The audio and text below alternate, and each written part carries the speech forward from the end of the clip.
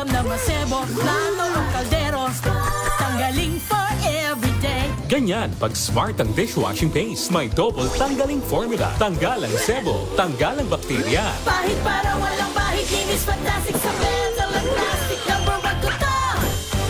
Tanggaling-galing mo, smart dishwashing paste. ACS. Sa lahat ng bagay, simula pa lang, siguraduhing max protection na. Kasi pag kulang ang proteksyon, baka madaling masira. Sa ngipin, dapat may max protection din. Max sa alaga ng Unique Toothpaste. With Max Protect Formula, help stop cavities before they start, while keeping breath fresh. Try Unique Maximum Fluoride Protection para max alaga, max protektado. ACS. Wow, ang saya. Isang barangay na labada, puro mancha pa. Goodbye, pahinga. Mommy, isang laba lang yan sa Pride Bar Blue. May powerful stain-away enzymes na malupit sa dunit mancha. At di masakit sa kamay. Isang laba lang yan. Hello, pahinga. Hello, Pride Bar Blue. ACS. Galalala Falcon. Galalala Falcon. Ang bango ng sampayan. Tara na magsayawan. Calafabcon, amoy nakaka-joyful.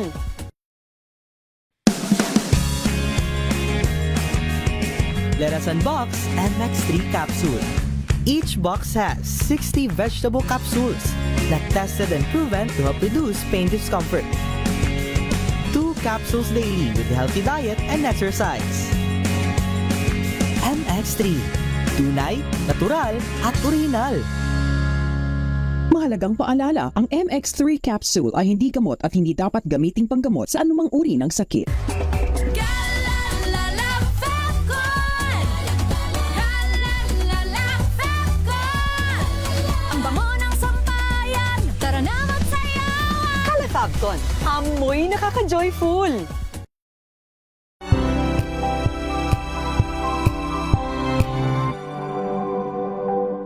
Hello, Washi! Laundry day na naman! Yay! Anong meron? Mancha ng chocolate, putik, may libag pa. Kaya natin yan!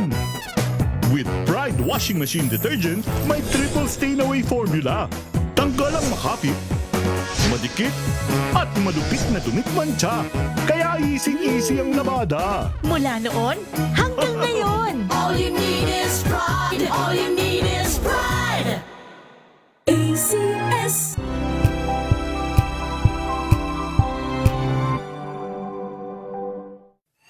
Mga balitang gigising sa inyong umaga. Mga balitang kailangan mong malaman. Mapapakinggan sa ACS Balita sa 2x2. Kasama sina Anthony Taberna at Jerry Baha. Lunes hanggang Biyernes.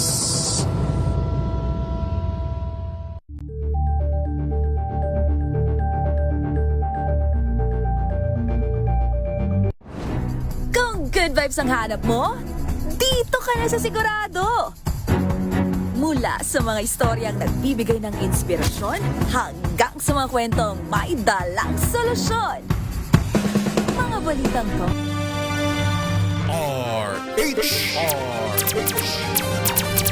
Oras sa buong Pilipinas, 8:05 ng umaga.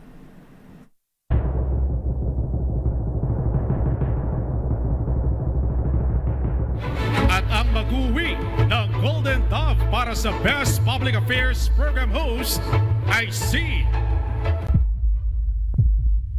Milky Rugonan, DZRH. Ito na ang 28th KBP Golden Dove Awardee, Best Public Affairs Program Host, si Milky Rigunan sa Isyung Pambayan. Isyung Pambayan, pagtalakay sa mga kaganapan sa ating kapaligiran.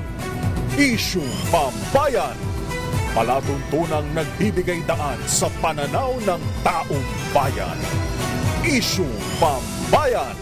At ngayon, narito ang lingkod ng bayan, Milky Rigunan. Isyung Pambayan. Here comes the sun, here comes the sun.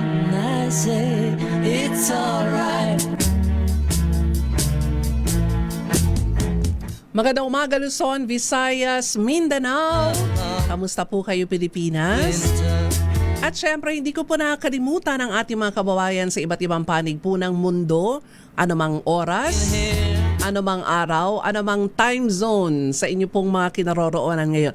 At kung ano man ang weather sa mga bansang kung nasaan man kayo ngayon. Magandang umaga, hapon, tanghali, gabi. Ako po si Milky Rigunan, samahan po ninyo hanggang alas 9 ng umaga sa Isyong Pambayan. Kamusta po ang ating mga kababayan?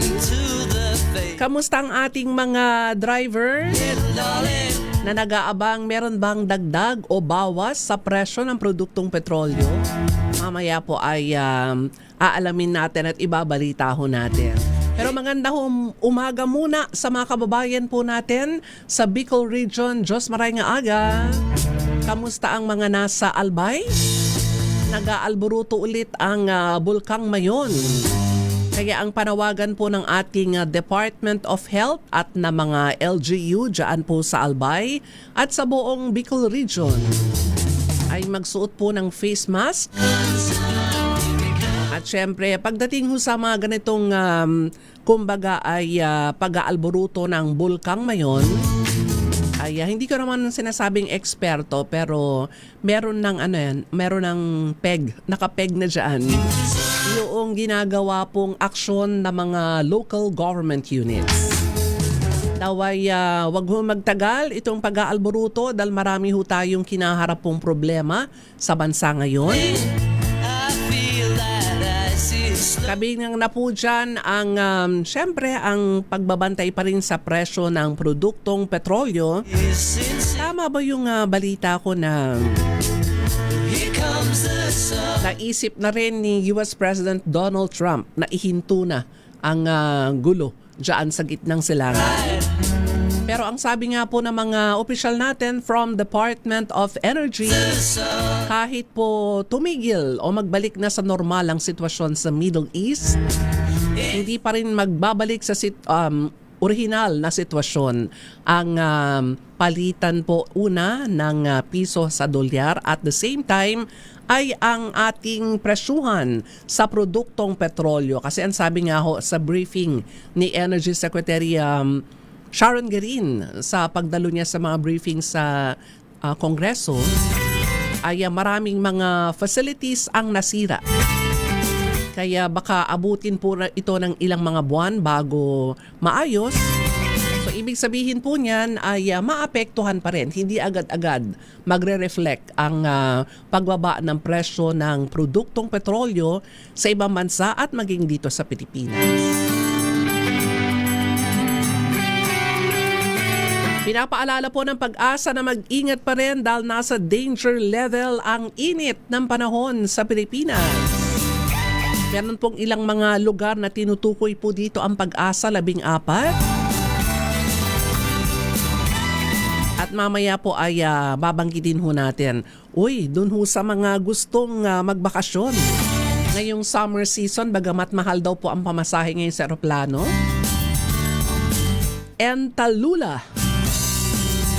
Entalula Beach dyan po sa Palawan.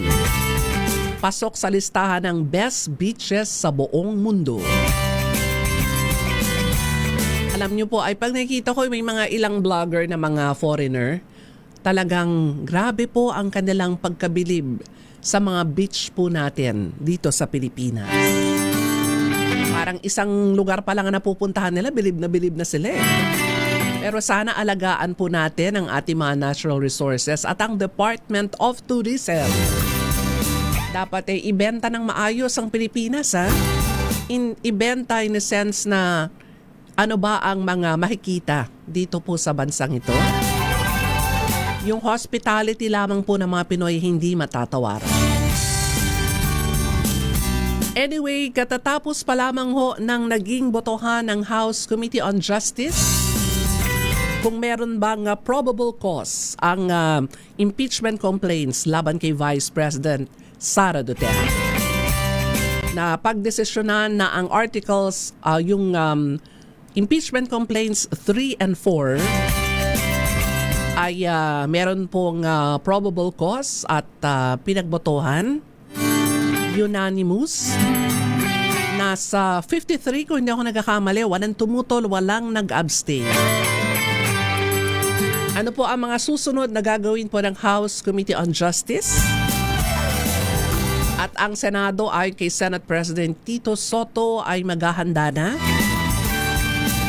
Sabi nga ni Tito Sen habang naghihiring pa noon ng Justice Committee ay pinulong niya na yung mga miyembro po ng Senado, mga majority members ng Senate na maghanda kasi hindi naman magandang biglang saka lamang sila maghahanda kapag nandoon na o ipapasa na sa kanila yung impeachment o articles of impeachment.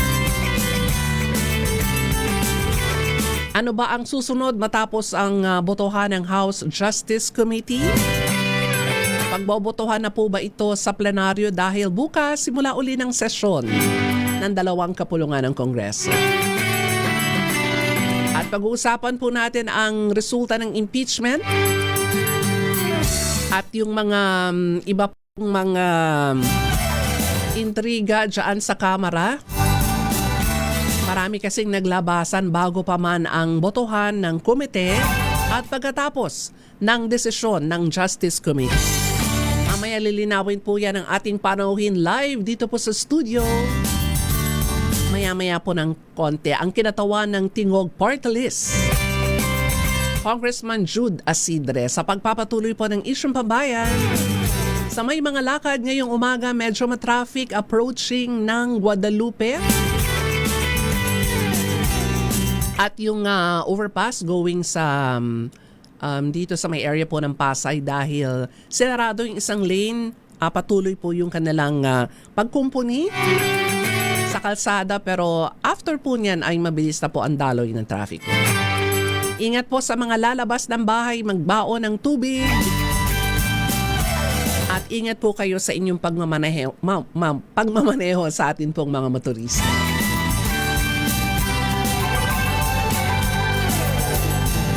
Oras sa buong Pilipinas, 8:40 ng umaga, babalik po ang isyong pambayan kasama natin si Tingog Party List Representative Jude Asidre.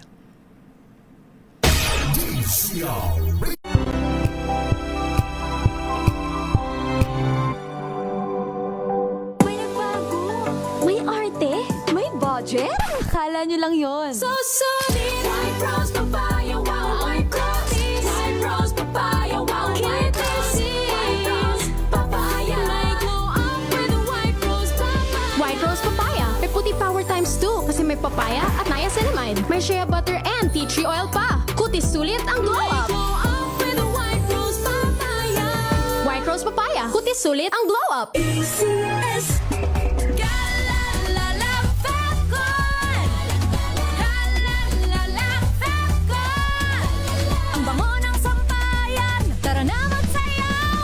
Fabcon, amoy nakaka-joyful.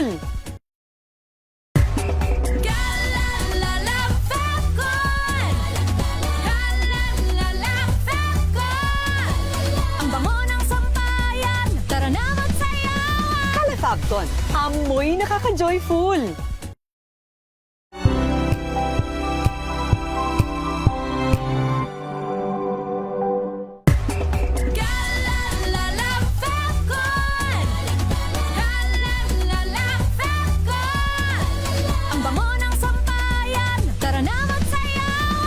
Fabcon, amoy nakaka-joyful.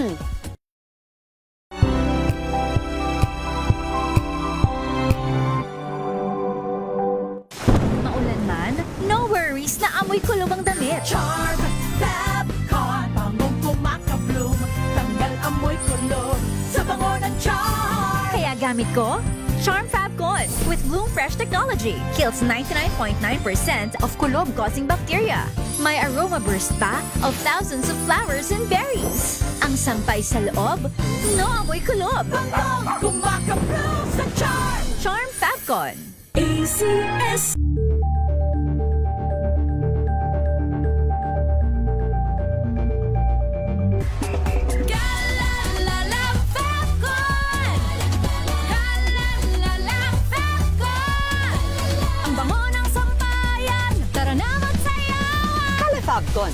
Amoy nakaka-joyful.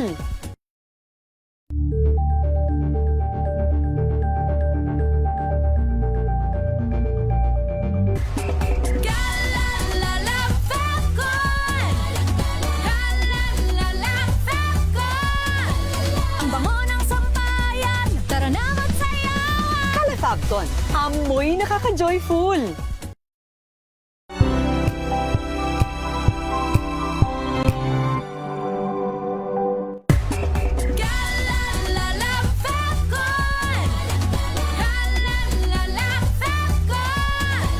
Ang bango ng sampayan, tara na magsayawan. Calefabton, amoy nakaka-joyful.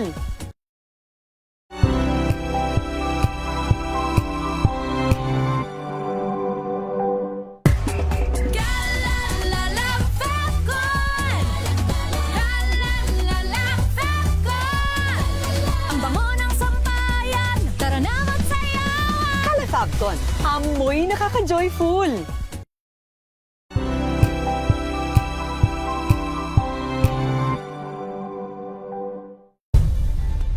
Nagsimula sa pangarap hanggang sa maabot ang tagumpay. Ng Isyung Pambayan.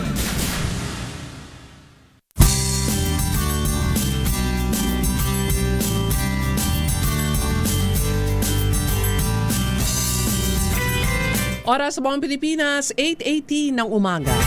Ako pa rin ho si Milky Rigunan, kasama po ninyo sa Isyong Pambayan hanggang alas 9 ng umaga. At meron akong studio guest dito sa loob ng ating himpilan.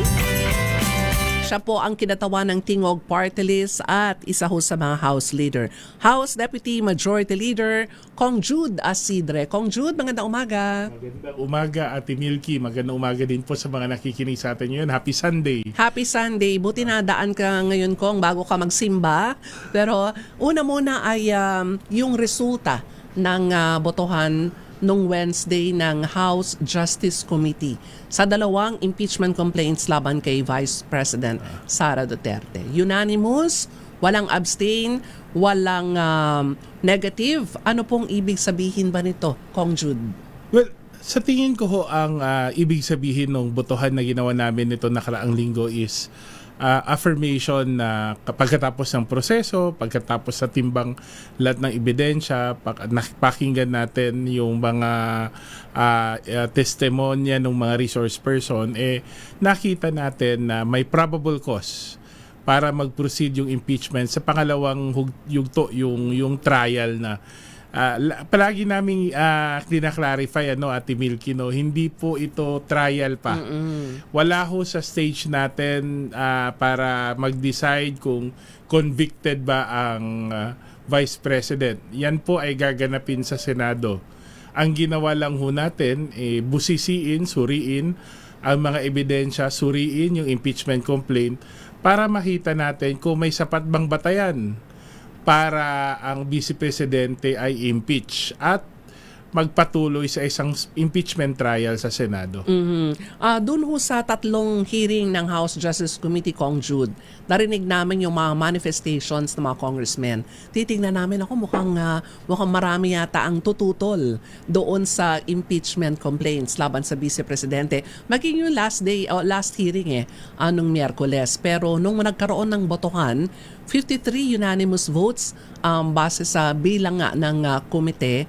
At the same time ay ang sabi nga yung inaakala nating mga hindi sana boboto, lahat sila parang nakita rin po ba dito yung merito ng mga ebidensyang natalakay din dun sa tatlong pagdinig ng Justice Committee. Siguro may dalawang factors. So, una, kasi unlike dun sa mga manifestations wherein ang aming mga kanya-kanyang opinion at paninindigan sa bawat issue or appreciation namin sa ebidensya o testimonya ng mga resource person ay depende sa issue on hand, di ba? Siyempre, sa issue ng threat, sa issue ng confidential fund, sa issue na pwedeng magkakasalungat kami doon on one issue or the other.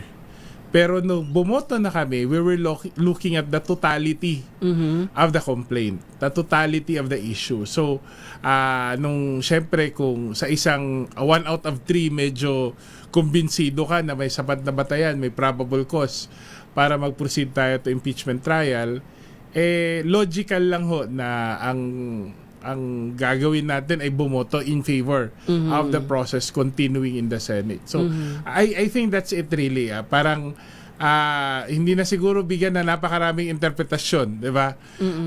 Sa bawat manifestation, syempre, specific kami to a particular issue. Alam ko may mga kasamahan kami na iba ang pananaw tungkol doon sa, like katulad ako po, bumoto ako na buksan sana yung sealed envelope from sealed box from the Bureau of Internal Revenue, kasi sa tingin ko magandang suriin natin kung ang laman nun ay magkakaugnay ba o magkakapareho doon sa mga pinakita sa SALN at doon sa pinakita ng mga AMLAC documents. Pero naging consensus o naging decision ng komite na ipagpaliban nito at gawin na lamang sa Senado, bagamat ang aming paninindigan ay dapat maging kabahagi pa rin yung sealed box doon sa mga ebidensya na posibleng tignan pagdating natin sa Senado. Nag-manifest ka nga, isa ka sa bumoto ng pabor, pabuksan yung aselyadong kahon na isinumite ng Bureau of Internal Revenue. Pero tapos na yun napagdesisyonan na wag na lang, kung sakaling umabot niya sa Senado, doon na lamang nila pagdesisyonan buksan yung sealed box na naglalaman ng mga ITR, hindi lamang ni Vice President Sara Duterte, kundi maging ni Attorney Manasseh Scarpio. Kong Jude, isa ka sa mga miyembro ng Justice Committee. Ilan po ba? Meron na bang pinili para maging miyembro ng prosecution panel, sakaling maisampa itong impeachment complaints dyan po sa Senate? At Milky, by the way, hindi na ho ako Deputy Majority Leader. Nakakaya ho sa ating Majority Leader. Nasanay kami. Chairman po ako ng House Committee on Higher Technical Education. But anyway, kasama namin, hindi ho ako ex-officio, pero regular member po ako ng Committee on Justice sa House. Sa ngayon ho, ang pagkakaalam ko ay may maikling listahan, may shortlist ng posibleng mga prosecutor.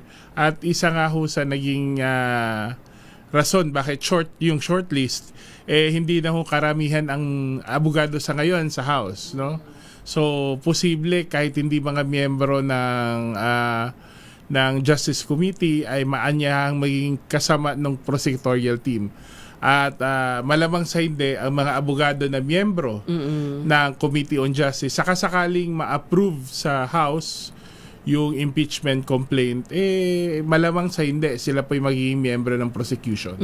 Kasi noong nakaraang 19 Congress, Kong Jude, 11 ang pagkakatanda namin na miyembro ng prosecution panel. Yung iba ho ay nawala, hindi na iboto ulit, at meron hong namayapa si Congressman Acop.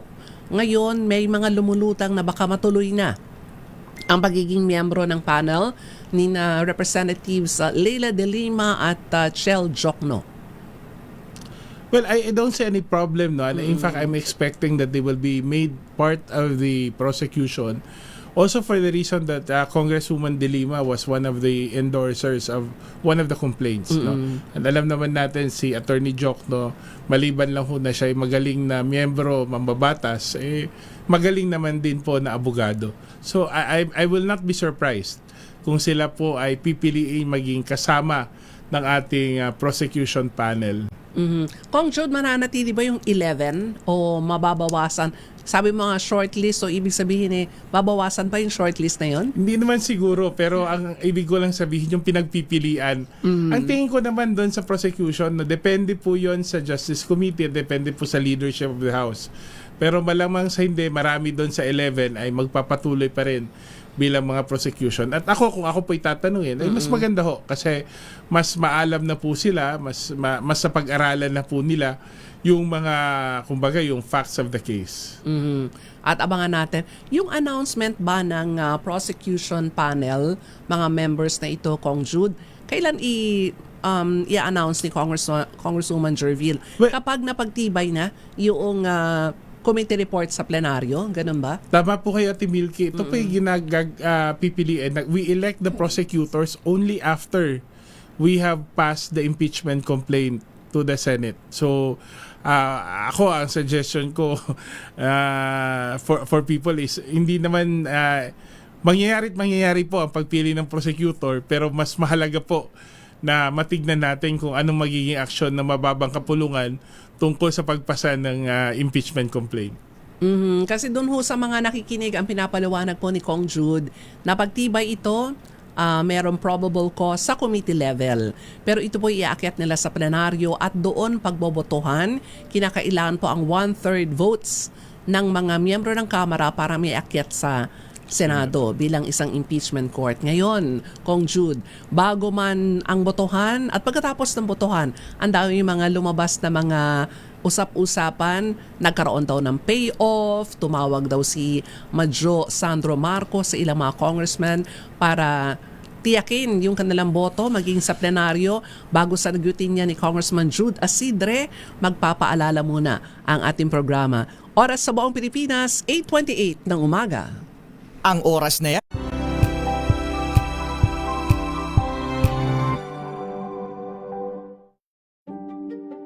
Buklatin ang mga pahina. Pakinggan ang boses ng lipunan. Tunghayan ang mga issue mula sa ibang katayuan. Nakakalungkot kasi deserve ba namin ng ganito? Na hindi nila alam kung ano talaga yung kanilang mga karapatan. Yung gobyerno, tinulungan nila yung kanilang magsasaka. Pinapatahimik tayong lahat using various laws. Through education, kayang-kaya nating baguhin yung ganitong klaseng pag-iisip. Isang kwento, iba't ibang anggulo. Dito, sa Point of View.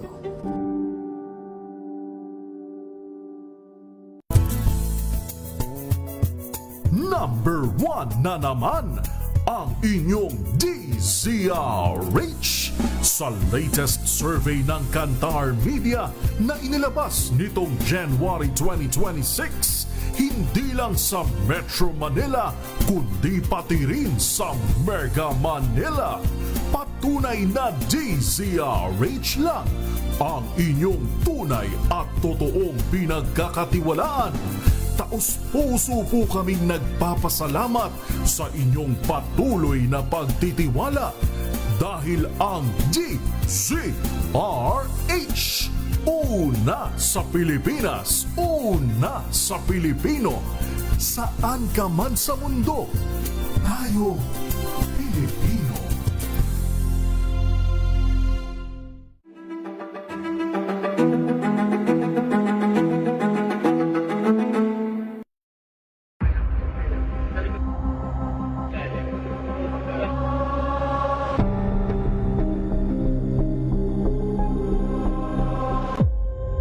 Dati, ang minimum na gastos namin ay 500 ay naging 1,500 na ngayon. Kalukuhan yun, no? Kalukuhan yun na pag binasura natin yung all the regulation law, malaki yung epekto sa budget. But magkano ba yung collection natin?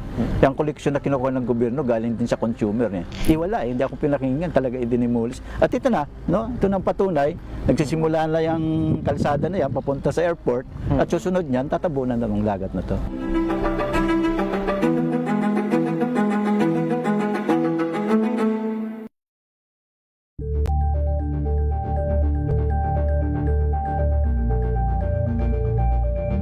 Maagang balitaan, maagang usapan sa mga issue at balita kasama si Kuya Angelo Palmones sa Magandang Umaga Pilipinas mula Lunes hanggang Biyernes.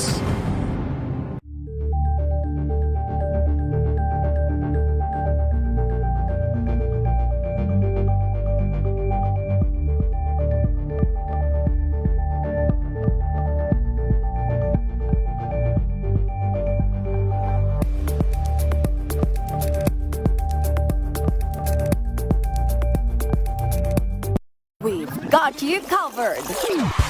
From the hottest hits, exclusive interviews, kilig to the bones fan meet experience, and hot show performances of your favorite stars. Saturdays, 12 noon, dito lang sa DZRH TV.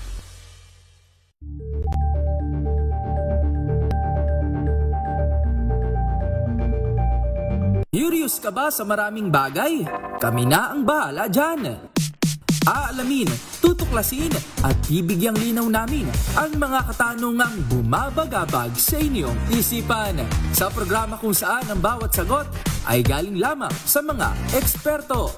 Ang Expert's Opinion, tuwing linggo 3:00 ng hapon, dito lang sa DZRH TV.